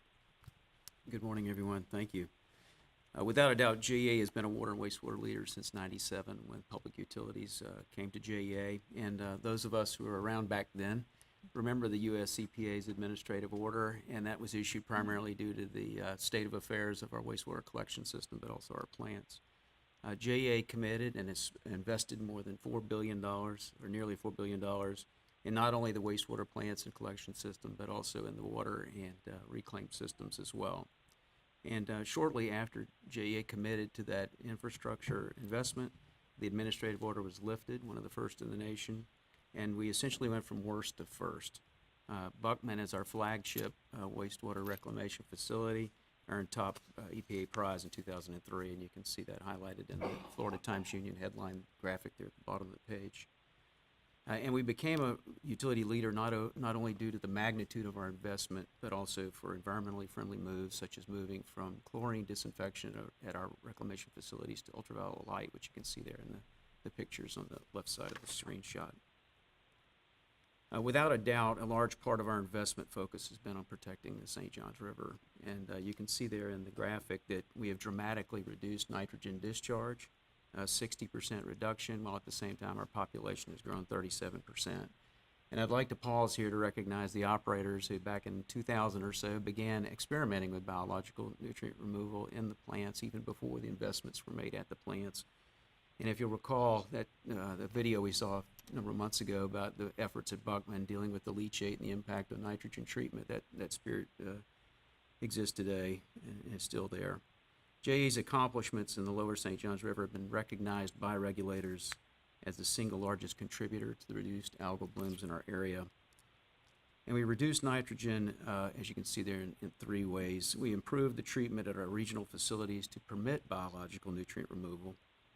We phased out old technologies such as inefficient package plants, and we've built a reclaim system which avoids sending effluent and ultimately nitrogen in the first place to the river. And later in the presentation, Paul will be touching on our extensive reclaim system. So as a byproduct of treating wastewater, we create what are called biosolids. And each day we treat on the upwards of 80 million gallons of wastewater. And as a result, we have about 800,000 gallons of biosolids to deal with. In 2001, JEA converted from an incineration process of our biosolids a disposal process, and we began creating pellet fertilizer, a slow-release natural fertilizer that we've been selling to the market through a vendor. We improved air quality, of course, by eliminating the incineration process. And we'll talk later about an even greener process that we have coming for our biosolids. So another aspect of this is protecting our aquifer through conservation. So our primary source of water here is the Floridan aquifer. We have a 20-year consumptive use permit. We're regulated by the St. Johns River Water Management District. And essentially, it caps our use eventually at about 142 million gallons per day. Because infrastructure is so expensive and because there is a sustainable limit to groundwater, conservation has been and will continue to be a really important part of our water supply portfolio over time. So, we've been concentrating on it and having great effect. As you can see as the subcaption there, usage per capita has actually been reduced by 24% since 2007. And it's really through a combination of 4 different water conservation elements.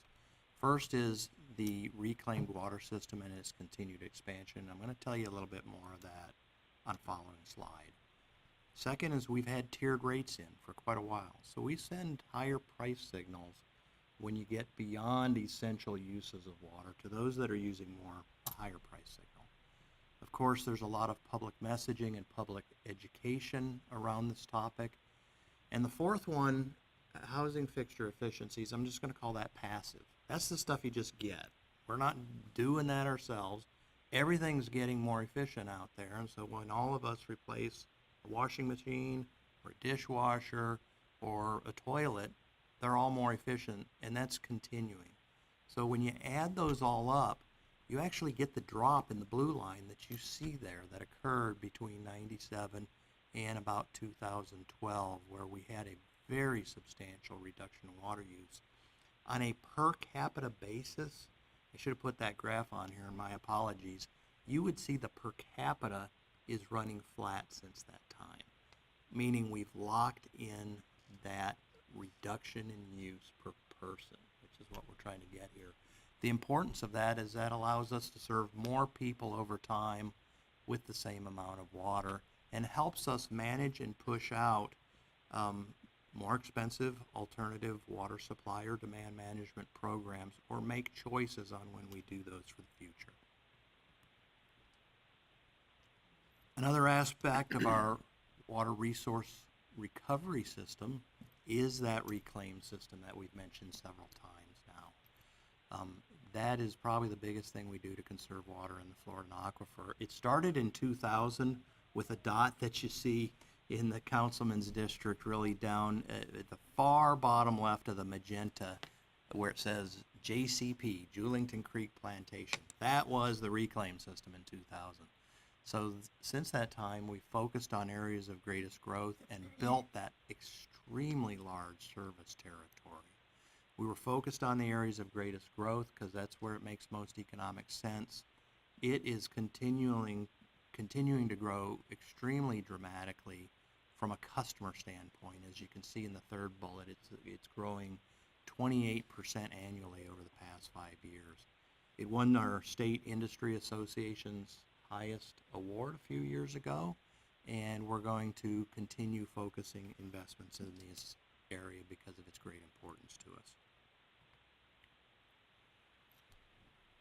So while water is becoming a more scarce resource as the state of Florida continues to grow everywhere, in our own service territory, it's really our south grid that is mostly constrained in terms of water supply. The south grid is the area south and east of the St. Johns River. The well fields in those areas of town are constrained in the cup to about 52 million gallons per day. But because of the population we've got over there, we typically serve over 70 million gallons per day to the folks there. And we've been meeting this water supply challenge through a 3-part program that you can see on the bottom right there. The first one is a series of very large river crossings that come from our Main Street water plant that's right up the street from here. It's our biggest water supply facility. Second, we have a very strong, dedicated well field rehabilitation program implemented on the South Grid to take care of the wells in those areas. And third is, we mentioned this before, continued expansion of that reclaim system, particularly in that area, since it's such a high growth area. So, switching, you can see from the series of slides Daryl and I just did that JEA's efforts have been focused on sustainable supply, protecting our surface water quality. And those things really directly align with what the governor's recent environmental initiative is, which are shown in those 2 bullets below. He's focused his environmental initiative on protecting water quality, increasing investment at the state level in nutrient removal programs, such as the one we've been a leader in the state, and establishing septic tank conversion and remediation grant programs that can feed into just the type of program and innovative program Melissa was describing earlier for us. The second one is drinking water supply, by the call to create recurring funding for alternative supplies, things that are beyond groundwater as the state continues to grow. And those are all of the type of things we've been focusing on: conservation, reuse, and alternative supplies. So we've been leading those initiatives, and we'll continue to work with our state partners to seek funding for the innovative type of programs that we're doing in our own region. The last slide talked about a state level. This one is more about kind of bringing it home to more of a regional look. There are specific regional issues for water suppliers in this area of North Florida that when we look at the area bounded by the blue in that we refer to as the North Florida Regional Water Supply Planning Area. That's a cooperative water supply planning area between the northern parts of 2 adjoining water management districts.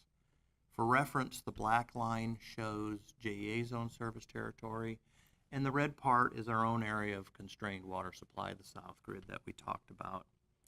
There's an underlying regulatory program called Minimum Flows and Levels. So another acronym, MFLs is what everybody calls them, that is aimed at ensuring sustainability of the aquifer and the prized ecological features for all of us in North Florida, springs, rivers, lakes. Several of those highlighted in the colored dots are being reevaluated in this planning region now and have the potential to impact all water users in the region over time. JEA, of course, is very actively involved in that process with other stakeholders to ensure the protection of the resource we count on and to ensure equitable allocation of responsibility over time on that. Ultimately, this is a regional driver that has the potential to affect timing of future demand and management, alternative water supply and demand management initiatives. So in this eye chart, we've covered all the things as water resource sustainability milestones that are shown on the left hand of this slide. We're going to switch gears now and talk about a program that we're beginning, the kickoff of the Integrated Water Resources Plan. So that plan is aimed at taking a variety of supply and demand alternatives, so just a few examples of which are shown in the colored boxes in the dotted outline. Some examples are, do you do a third river crossing to the South Grid? Water purification and aquifer storage.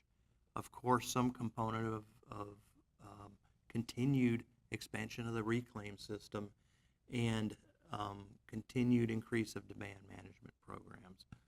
With that, I'm going to turn it over to Jane Madden, who will describe how this Integrated Water Resource Plan has or will proceed for us.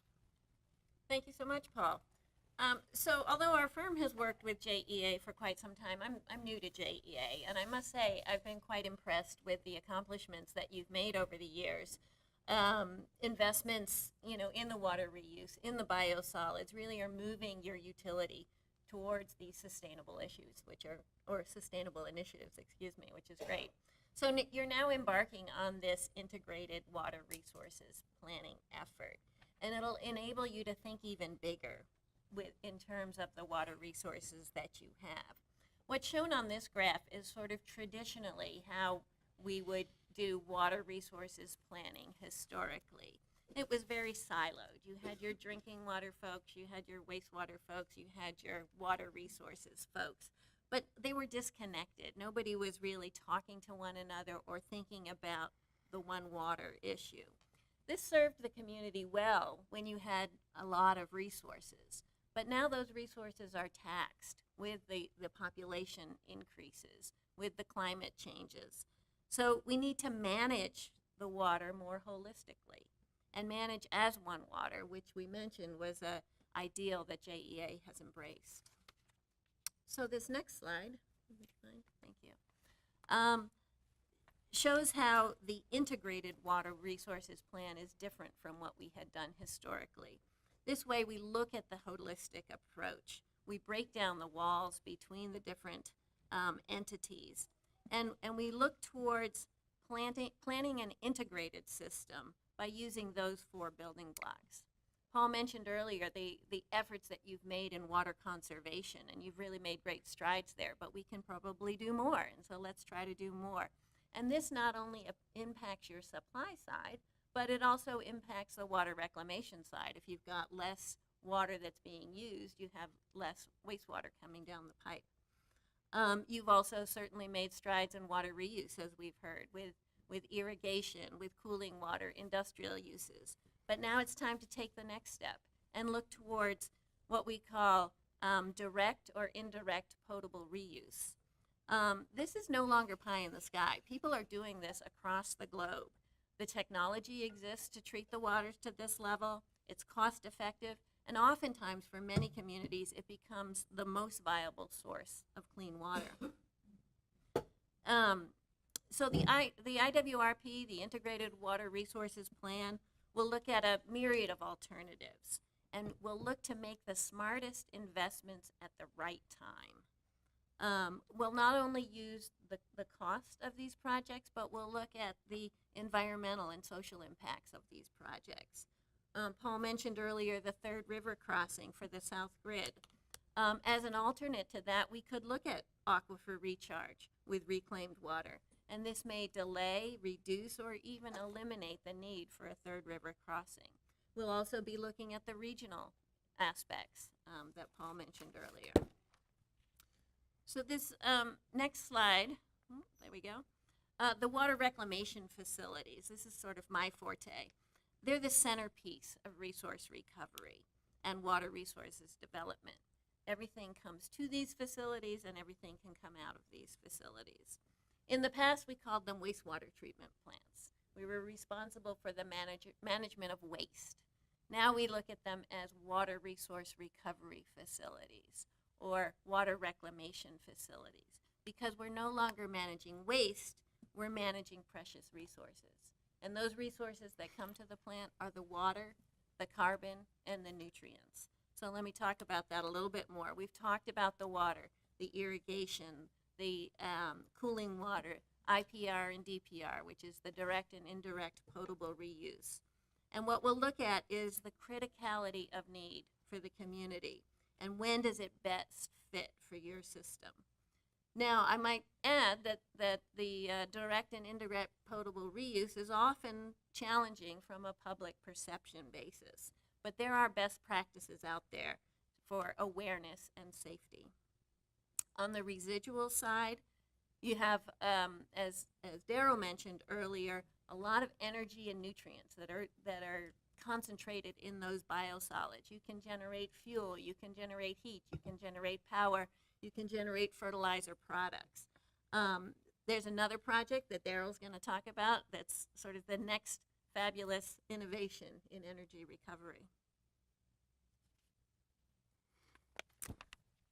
So my last slide here, the integrated resource recovery really drives and are aligned with JEA's corporate values, and which are customers, community, finances, and the environment. Our goals are to reduce air pollution and greenhouse gas emissions, sort of reducing your carbon footprint to convey and treat and supply your water to your system. We're working to reduce energy costs and other O&M costs, support economic growth for the community. People like to live in a healthy environment, and the more attractive an environment is, the more people you have. And the more people you have, the more you can drive economic growth. So it really all ties together that way. We'll continue to drive improving energy and water efficiency and extending the life of your infrastructure and equipment while protecting public health and the environment. And all this really sets you up as JEA to demonstrate your leadership as a utility and placing you in a positive light for your customers and ratepayers. So now I'd like to turn it over to Daryl, who'll talk about your cool biosolids project coming up. Before you go, I remember a statistic about 10 years ago that I read that said all water and wastewater facilities in the United States consume about 3% of all energy produced. Yeah, that's true. So when you think about the amount of energy that goes into treating water and producing it, it is a significant factor. So thinking about it like a resource recovery system on your wastewater to be able to generate energy and reduce consumption is very significant, especially as we move towards an integrated utility. Mm-hmm. So Jane highlighted the 4 measures of corporate value. We've got that in there, which is a great transition to this slide. We're really excited about the future of our biosolids management, resource recovery. And I noted earlier that we had gone from an incineration and disposal process to a slow-release pellet fertilizer. It's very energy intensive, as Aaron just noted. And so our next greener step is a public-private partnership for organics recycling. We're calling it a merchant organics recycling facility, or MORPH, and it's going to replace our pelletizer. It will ultimately reduce energy demand and landfill waste. There'll be a greater market opportunity for the fertilizer produced. It'll still be slow release than exists today for our pellets. And ultimately, this will result in lower costs to both our customers and to the city of Jacksonville. We're evaluating now various proposals from vendors. And our vision here is that JEA will be the anchor with our biosolids for the vendor to receive other organics from other sources, as shown in the graphic on the right-hand side of the sheet there. The MORPH is a greener process. Today, in producing our pellets, we purchase natural gas and we use the gas produced in our digesters at Buckman to produce pellets. The MORPH will eliminate the use of natural gas, which will save about $500,000 per year in operational cost. And then the methane produced in our digesters will be available for other greener uses. And right now, specifically, we're evaluating a biogas credit feasibility that will determine the economics of both federal and state credits that are available for this high-value renewable. If we move in that direction, our gas will have to be purified to RNG quality, which will require removal of impurities. And then if the economics work out, we will pump that into a commercial natural gas pipeline. But regardless of which direction we go with our gas, we will work to continue to optimize gas production, as Jane noted earlier, feeding organics to the digesters and that sort of thing. So I'll hand it off here to Paul. So another way we are accelerating innovation is by evaluating water purification as a potential alternative water supply of the future.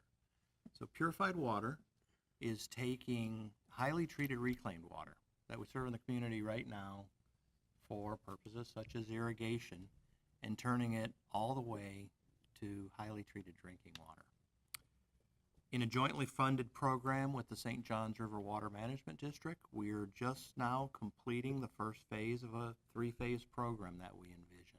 So I've got a lot of twos here. We tested the 2 leading technologies in the world for doing this at our 2 of our water reclamation facilities, and it was about a 2-year program. It worked beautifully. So we're very pleased with the results we've seen. Both technologies worked very well. Kind of coincidentally, it's not a lot of times that the lower cost unit also produces the higher quality. That's what we saw in our particular case. So we're taking that particular technology and we're planning a phase 2 program. This will be a 4 to 5 year program starting this spring, because it'll be a real live brick and mortar 0.5 million gallon per day demonstration facility aimed at optimizing the technology and really having a conversation with the public over time, having an immersive public engagement component to it to talk about it. This will all position us if, depending on phase 2 results in the future, and depending on the outcome of the different alternatives that Jane talked about in the Integrated Water Resources Plan, if it makes sense in the future to move forward with this type of technology, we'll continue to be positioned as a leader in the state to move forward with this type of innovative technology. So we're really looking forward to the next phase of it. This water that the three of us have been drinking is water from that purification pilot test right up there. Was that in the picture over here? It's not in your picture, but I'm glad you asked, because if you're interested in trying it yourself, it's the best tasting water you'll ever try. We've got it in the back of the room for those of that want to give it a try after today's meeting. We served over 500 samples of this at the Innovation Summit that we held in October to great success. And it's just another example of the type of engagement that you do with this type of program to let people know it's not really so much a technology issue anymore. That's been there. That's what people drink on the space station every day. It's more a matter of economics and timing. When does it make sense in your system? So wrapping up of those 3 parts, timing parts we talked about today from an investment standpoint, since 1997, we've invested $4 billion in this system, making it a real best-in-class system. We have an equally aggressive capital program that's self-funded from 2019 through 2024, $1.2 billion for the type of expansion, renewal, and replacement, and continued environmental stewardship programs that we've been running. Beyond 2024, as we go into this year of strategy, we'll be evaluating a couple important but not yet funded big-ticket community issues. Melissa talked about one of them, the septic tank issue. Can we take that from a $2 to $2.5 billion issue as we understand it now and turn that into something less using innovative other ideas? And these alternative water supplies we're talking about to serve us in a sustainable way for the next 30 to 40 years, including, of course, at the very bottom, our regular and ongoing $200 million per year recurring investment in these water systems that we do each and every year right now. Yeah, and as I mentioned earlier, I've been very impressed with the JEA utility and the investments that you've made historically and the planned investments. I work at a number of utilities around the nation. That's part of my job at CDM Smith.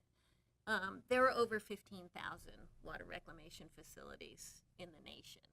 And I think I can say with a straight face that probably I can count on one hand the number of utilities that are fully funded and that are funding their improvements with the revenues that they get on their own. So it's a pleasure. It has been a pleasure working with you for the last couple of weeks. I hope I can work with you some more. You've got a great utility here, and I think you're moving in the right direction. So before we end the presentation, I'd like to commend the team of JEA for the last 15 to 20 years. They have built what is the #1 water utility in Florida, hands down. Whether it's the path forward on septic tank phase out and the partnership with the city in addressing a community-wide issue that's currently not being addressed, which, by the way, it's a statewide issue, the septic tanks. And we are one of the only communities in the entire state addressing that and actually taking a leadership role in the research and development, whether it's purified water, whether it's doing a regional organics recycling. And one of the things that Daryl didn't mention on that is we actually generate a lot of yard waste as a result of tree trimming from our energy side that we currently dispose of. And so we'll be looking at recycling that alongside with food waste in our community that currently goes to landfills, so providing an integrated resource there. The efficiency trends and the demand and the customer management and working with the customer to drive behaviors. And last, but and our CFO will emphasize this, you can't do any of that if you're not financially healthy. And the fact that JEA is one of the only utilities in the nation with a $1+ billion program that we can fund without changing our rates is remarkable. I don't know if it's the only, but it is certainly, when you go around the nation to large cities, they tend to drop you very large numbers on you, 2 billion or 3 billion or numbers, and then you ask them, well, how much can you actually fund? And they go, oh, okay, well, that's a different question. I just want to emphasize for this board that we've talked a lot on subject matter exploration in the last 6 to 9 months on the energy side and the trends that we've been seeing there. And I think a nice parallel is the water business, which is an extremely healthy business with a leadership team that certainly knows where they're going and has aggressive plans to continue to deal with that intersection. I don't know if you recall, but there's the intersection of the consumptive use permit and our forecasted consumption, total consumption in the region. Somewhere around 2040 is that drop dead date, and that's not it's not an energy issue where okay, well, we'll just generate more. That is a true constrained supply issue, and so we You mean really they're not going to raise their cup? Never going to happen? No, we'll see. So, but I just want to continue. Thank you for the time, but this team is leading in industry. Yeah, I will say that, thank you, Mr. Zahn and Mr. Calhoun, Mr. Steinbrecher, and Ms. Madden, thank you for that presentation. When I read this a couple of days ago over the weekend for the first time in preparation for today's meeting, I was struck. When I moved here to Northeast Florida, it was in the worst position. And to see the transformation, to go from worst to first. I mean, I was in Atlanta in '91 when the Braves did it, and it was a fantastic feeling. This community needs to be excited about what we've done, what you've done, and your predecessors have done in leadership on the water and wastewater side. It's really a phenomenal story. I wish that's the story that we get the headlines in the paper because it's deserving of it. And what's going on in the future, what's already been planned, is exciting. I did taste the word at the Innovation Summit. I wouldn't say it's the best word. Are you guys going to show a movie? Yes, and Okay. thank you, Chairman. So we'll finish with a short video. It's from the Purified Water Program, which I think summarizes the pride the whole JEA Water Services team has in managing these sustainability issues and really brings home why all of this is so important to us locally and in the region.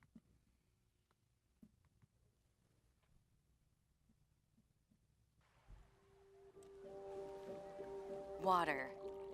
It's part of our lives. It is vital to the way we live, the way we work, the way we play. Water is critically important to life itself. But what happens if the water resource we count on just wasn't enough for all of us anymore?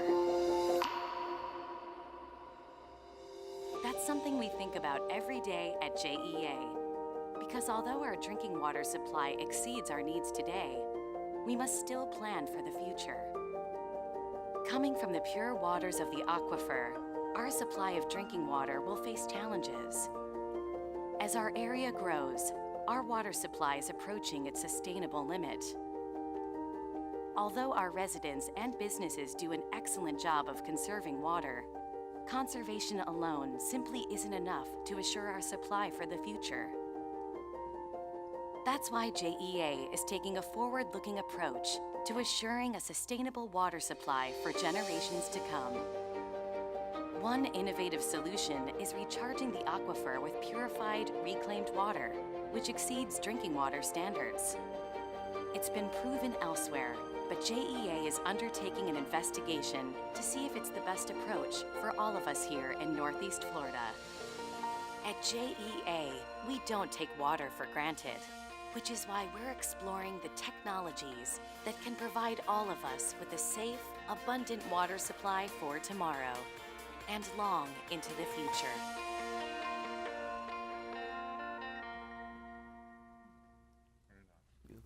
Thank you. That was great. Appreciate the presentation. Mr. John? Because water is a regional issue and a state issue, I also invited District Director of the FDEP, Greg Strong, to come and give a few comments so that he can give you our regulator's perspective in JEA's position in the state. Mr. Strong? Good morning. Good morning. Podium? Podium, please. Okay. I think I saw a photo of you drinking some water there. You did. Yeah. Very observant. Actually, I give it a very high score. Would like to try it again. So first of all, thank you for the invitation. It's a pleasure to be with you today. I applaud you for your efforts on conservation, on driving in efficiency and innovation. I enjoyed Melissa's remarks about all you're doing to drive septic tank phase-outs, and most particularly to really dramatically reduce the level of nutrients into the St. Johns River. Not too long ago, and Paul and I remember this, when we started our BMAP process to basically put a plan together with a diverse group of stakeholders in the whole region. JEA was a very important partner to basically accept new lower limits and lower targets for nutrient discharges. It was a very bold, ambitious plan. Here to tell you today, that plan has been effective. We've gone through a couple cycles with the BMAP. We are now effectively together in partnership reducing 6 million pounds of nutrients from going into that water body. Not too long ago, those algal blooms that you saw in those photos, or even some of the ones that we saw down in South Florida last year that were so pervasive and extensive, were happening here. But because a lot of the really good work that's been done here by JEA and other partners and with DEP, obviously helping to coordinate those efforts, the river and the system is now in a much better, more healthy state. So I wanted to share those comments with you. I think I would say most folks in this room, if we go back a year in time, a year ago February, probably didn't expect what would happen later on in the year, particularly with the algal blooms and the red tide events that we saw in South Florida. But here we are, and we're very excited at DEP with the governor moving so aggressively and so swiftly to come out with an executive order underscoring the importance of water quality statewide. One thing I did want to offer is all of the good work that you guys are doing to reduce the level of nutrients statewide. Minimizing the potential for SSOs is a high priority for DEP. I can assure you that. You know, we work in collaboration often. At the end of the day, we're kind of the umpires. We call the balls and strikes. But we hope that JEA will continue to be a leader statewide, nationwide in minimizing spills and SSOs. We think you can continue to drive in that direction, and we're happy to play a role in you succeeding. So, thank you. Thank you, Director Strong. Appreciate you being here. Done, Paul? We're done. Thank you, Okay, well, Chairman. thank you very much. Any questions, by the way, from Mr. Steinbrecher, Mr. Calhoun, Ms. Madden, No, thank you. Ms. Green? Great job. Thank you. Member Newbill? Yeah, great job. Did we lose Ms. Flanagan? She's back. Ms. Flanagan, did you have any questions regarding the integrated water plan, resource plan presentation? I'm good, thank you. Thank you. Thank you very much. It's very impressive. Really appreciate it. Okay, so we're going to finish on time, right? Only a couple of minutes left. Old business. Any old business to come before the board? Other new business? Any discussion items anyone would like to bring up? I just have a comment. Yes, Ms. Green. We talked about the results of the OHI report today, but then we heard two great presentations today about the septic tank phase out as well as the water presentation as well. what's the communication to trickle down to the employees so that they get to feel the excitement of the impact that their work and JEA is doing to impact the community, but some feedback. We get to hear the great news, but does that trickle down to the employees? Mr. Zahn? Yeah, so internal communication is actually something that Ms. Stewart and Ms. Dykes have been spending a lot of time in the last 6 months, not only increasing the frequency, but also the challenge has been to, perhaps it's not as the frequency of the communications, but the efficacy. And so one of the things that we have been doing is asking all of our employees, how best can we communicate with you so that you can hear what we're trying to communicate? And also, how can we hear from you? We're in the process of working on an integrated JEA app that allows for us to communicate directly with employees. We have been meeting once, if not twice a month with union leadership. We have been increasing our compass and currents. I believe the board now gets all of our currents that comes out in order to produce information on a timely and succinct basis. Oftentimes our employees, one of the main feedbacks, honestly, is from criticism is that our employees hear from the news media outlets information before they actually can hear it from us. Such is the world of sunshine that we live in, and unfortunately that just is what it is. But what we've been trying to do is be a bit more proactive in putting information out there. And the other thing that I think I'll commend the senior leadership on is on the OHI, and I think this goes to the concept of being able to celebrate negative results. I think the team's heard me oftentimes say, you know, if you have a dashboard that's all green, then that means you don't have the right dashboard. And so being able to have a red light on our culture and then be able to talk about it openly. And you heard Melissa during our total compensation conversation last month talk about driving a culture that's here to succeed as opposed to one to avoid failure. It is kind of this inclusiveness and openness that we're trying to drive. You know, I don't know if it's the last year or the last 125 years, but certainly our culture is where it is, and we need to embrace changing it like we did J.D. Powers. So I will tell you, even at our last leadership meeting, I had a gentleman come up. We have leadership meetings, which are the managers, directors, and senior leadership, about 400 individuals once a month. And I had a gentleman come up and inform me that, in fact, many of the employees of JEA were encouraged not to watch board meetings in the past. I think a lot of that, the exact rationale was because we were concerned about the consumption of streaming data and not having the capability to, and I said, you know, nonsense, that's a very bad.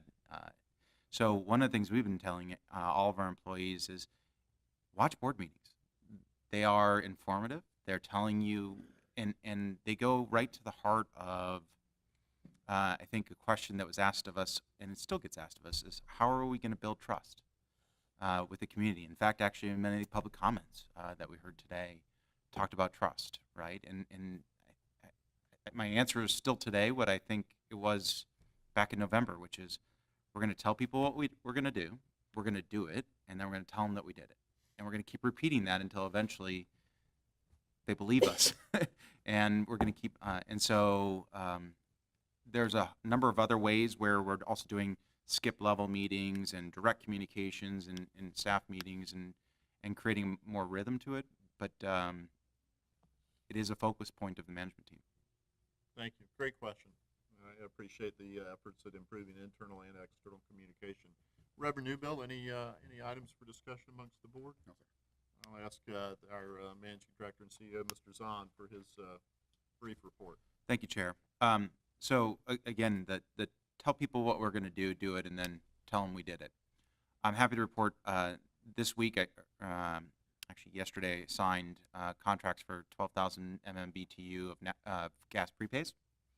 That will save JEA's customers over $6 million over the next 5 years. It's part of the fuel hedging program or fuel strategy program that we implemented over the last couple months.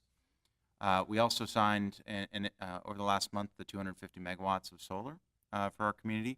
putting us, and I know it's, Councilman Schellenberg, we've talked a little bit about this. It's maybe a bit of a misnomer because we are such a large city, but it still makes us one of the most installed cities in the entire United States relative to solar, and I think it's something for us to celebrate.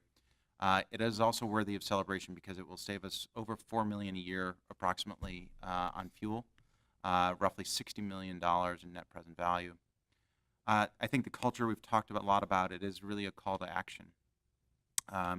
One thing for the board to be aware of is that we have a very significant ballot initiative that's being discussed at a state level, which is deregulation, oftentimes framed as customer choice.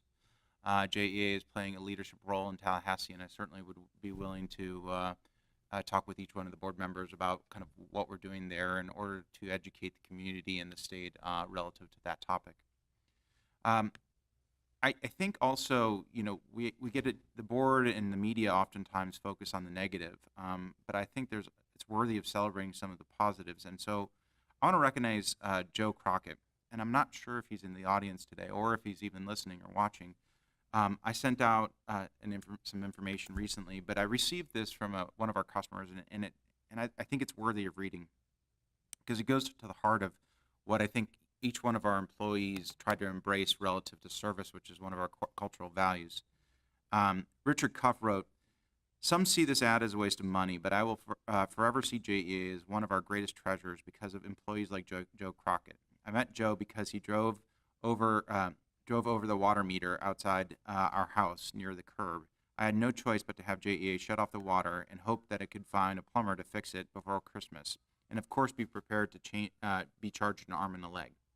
When Joe came out to turn off the water, he noticed the problem and was in fact on the JEA side and could be fixed by JEA rather than by shutting off the water, which he could have easily done.